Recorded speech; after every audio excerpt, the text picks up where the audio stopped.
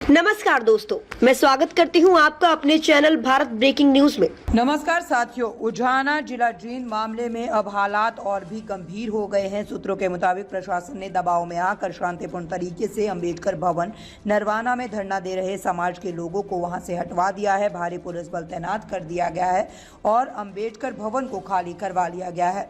इस कार्रवाई के बाद समाज में गहरा आक्रोश है। लोग सवाल उठा रहे हैं कि जब धरना पूरी तरह शांतिपूर्ण था तो फिर इस तरह की कार्रवाई क्यों की गई। इसी घटना के बाद समाज में अब तय कर लिया है कि 14 अगस्त को रानी तालाब उजाना में बाबा साहेब डॉक्टर भीमराव अंबेडकर की प्रतिमा के सामने इकट्ठा होकर डीसी को ज्ञापन सौंपा जाएगा। दिल्ली सरकार के पूर्व मंत्री संदीप बाल्मीकि ने भी फेसबुक पर लाइव के जरिए समाज को संबोधित किया और कहा कि अगर हमें महापुरुषों की धरोहर बचानी है और अपनी जमीन वापस लेनी है, उजाना में अंबेडकर भवन बनाना है, तो हमें संगठित होना पड़ेगा। उन्होंने समाज को महापुरुषों के संघर्ष की याद दिलाई और ज्यादा से ज्यादा संख्या में धरने में शामिल होने की अपील की। साथियों, ये लड़ाई सिर्फ जमीन या भवन की नहीं बल्कि पूरे समाज के सम्मान और अस्तित्व की है। इसीलिए 14 अगस्त को रानी तालाब उजाना में अपनी उपस्थिति दर्ज जरूर करवाएं। जय भीम, भीमराव अंबेडकर अमर रहे। साथियों, जय भीम, जय भारत। अपनी बात शुरू करते हैं। साथियों, आज मैं जो लाइव आया हूँ, उजाना जो गांव है और जमीन का जो मसला पिछले 22 दिन से चल रहा है धरना, उसको लेकर के हम लोग लाइव आया हूं मैं। उसमें हमारे साथी हैं जो इसको पूरे आंदोलन को लीड कर रहे हैं। कुछ वकील साथी हैं, प्रदीप भाई है, बहुत सारे साथी हैं, अपने युवा साथी जो है ना, इसको हेड कर रहे, चला रहे हैं। साथियों, मैं अभी बनारस गया था। संत गुरु, जगत गुरु, संत शिरोमणि गुरु रविदास महाराज का जो जन्म स्थान है, उस जन्म स्थान का दर्शन करने का हमें सौभाग्य प्राप्त हुआ। 2 दिन हम लोग वहां रहे और वहां पर देखा संत रविदास जी का प्रभाव और वहां पूरा घूमे हम लोग। तो आज हम लोग वापस आए हैं। तो मैं जब सोशल मीडिया देख रहा था तो उसमें हमारे साथी जो इस पूरे आंदोलन को लीड कर रहे हैं, अमित उजाना जी, अमित उजाना भाई है, युवा साथी हैं, वो इस आंदोलन को पूरे को लीड कर रहे हैं और उनकी मैं वीडियो देख रहा था। साथियों, जो समाज के जो संस्थान होते हैं, चाहे वो अंबेडकर भवन हो, चाहे रविदास आश्रम हो, चाहे भगवान वाल्मीकि आश्रम हो, या और भी किसी संत का, किसी रहबर का कोई स्थान है, तो वो समाज के होते हैं।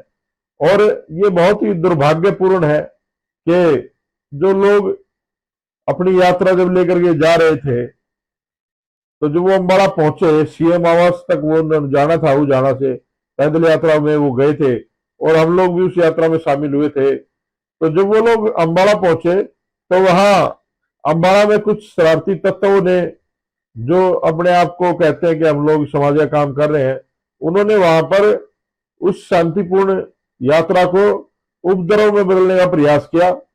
जो मौजूदा भीम आर्मी के हरियाणा के अध्यक्ष भी हैं, जिन्होंने ये करतूत की थी, और उसी की वजह से पुलिस ने वहां से उन लोगों को गाड़ियों में भर के रात के अंधेरे में रास्तों में छोड़ देना हमारी बहन बेटियों को। और वो जो लोग कहते हैं समाज की लड़ाई लड़ रहे हैं, उनको उनके घर के पास ही उतार देना। पुलिस ने कहा कि तुम्हारा काम खत्म होगा, तुम लोग जाओ। तो उस यात्रा को भंग करने के लिए, उस यात्रा के जो षड्यंत्र किया गया था, वो लोगों द्वारा किया गया। उनको छोड़ दिया उनके घर के पास और हमारी माता बहनों को अंधेरे में छोड़ दिया। फिर वो जैसे तैसे कर करके नरवाना जो अंबेडकर भवन है, वहां तक वो लोग पहुंचे और वो पिछले काफी दिनों से, काफी लंबे समय से वो लोग वहां पर अंबेडकर भवन के अंदर अपना धरना चालू रखे हुए, शांतिपूर्ण ढंग से। उसमें समाज के एक मंत्री भी आए, कृष्ण पवार जी, जो उसी समाज से, जाटव समाज से, चमार समाज से आते हैं, वो भी उनके बीच में आए। उन्होंने उनकी व्यथा सुनी और वो चले गए। लेकिन वहां का मौजूदा ना कोई सांसद आया, और जो वहां का विधायक है, मैं नाम नहीं लेना चाहता ऐसे आदमी का, जो समाज को डेरू बजाने के लिए कहे, शिक्षा की तरफ जाने के रास्ते बंद करती है जो सरकार, और उसका मंत्री समाज कहता है डेरू बजाओ, भादवा साबुन मांग के लाओ, तुम लोग तो मांगनी खानी कौम हो, डरू बजा के मांग के काम चला लोगे। तो उस आदमी का मैं नाम भी नहीं लेना चाहता, आज के बाद उसका नाम भी नहीं लूंगा कि इस लायक नहीं है कि वो हम लोगों की जो अम्बेडकरवादी है उनकी जबान से उसका नाम निकले। तो वो जो मौजूदा विधायक है वो भी नहीं आया, सरकार में मंत्री है। तो साथियों अभी पता चला हमें वीडियो के माध्यम से कि पुलिस वहां जाती है अंबेडकर भवन में, पूरी फोर्स, और उन लोगों को जबरदस्ती वहां से निकाल दिया जाता है अंबेडकर भवन से, जबकि वो संस्थान हमारा है। ये शर्म की बात है इस समाज के लिए कि वो उनको अंबेडकर भवन में से निकालते हैं, जिस बाबा साहब ने हमें अधिकार दिए, लड़ने के अधिकार दिए, प्रोटेस्ट करने का अधिकार दिए और इस देश में मानव के रूप में हमें स्थापित किया। उसके बाद वहीं पर वो एक रविदासिया समाज की, चमार समाज की एक चौपाट थी उसी आसपास गांव में, वहां पर वो चले जाते हैं, वहां से भी पुलिस उनको खदेड़ देती है और उल्टा उनको बसों में बिठा करके उजाना गांव में छोड़ने का काम करती है। तो साथियों ये किसके इशारे पे हो रहा है? ये जो काम हो रहा है किसके इशारे पे हो रहा है? ये सरकार के इशारे पे हो रहा है, ये मंत्री के इशारे पे हो रहा है, ये मौजूदा विधायक के इशारे पे हो रहा है, ताकि लोग अपनी आवाज ना उठाएं, लोग अपने हकों के लिए ना लड़े। क्योंकि बीजेपी के प्रशासन में आप कहीं भी चले जाओ, सिर्फ दमनकारी नीति अपनाई जाती है, लोगों को दबाने का काम किया जाता है ताकि उनकी आवाज को दबाया जा सके और उन लोगों के ऊपर राज किया जा सके, समाज को तोड़ करके उन पर राज किया जा सके।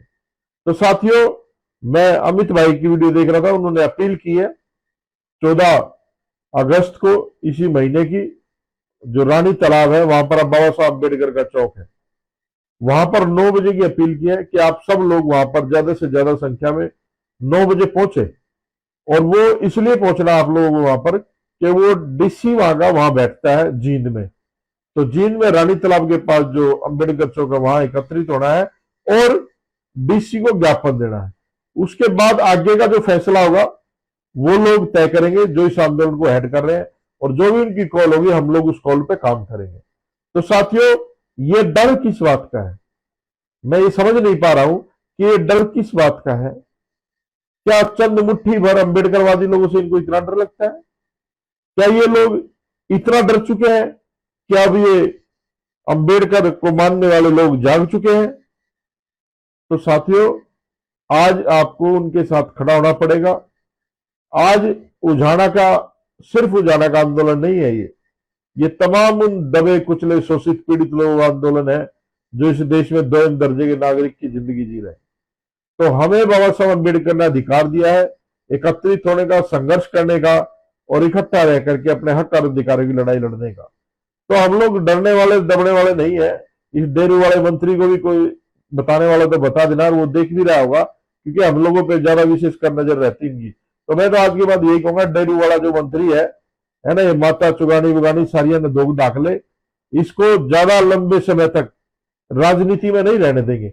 वो इसलिए नहीं रहने देंगे, हमें कोई दुश्मनी नहीं है इससे, लेकिन ऐसे आदमी समाज के लिए एक अभिशाप है जो समाज को तोड़ने का काम करते हैं, एक समाज को टारगेट करते हैं, एक समाज को हर तरीके से दलितों में फूट डालने का काम करते हैं ताकि दलित अलग अलग हो जाए, ये आपस में बट जाए, आपस में लड़े और ये लोग जो है ना राजनीतिक फायदा उठाते हैं।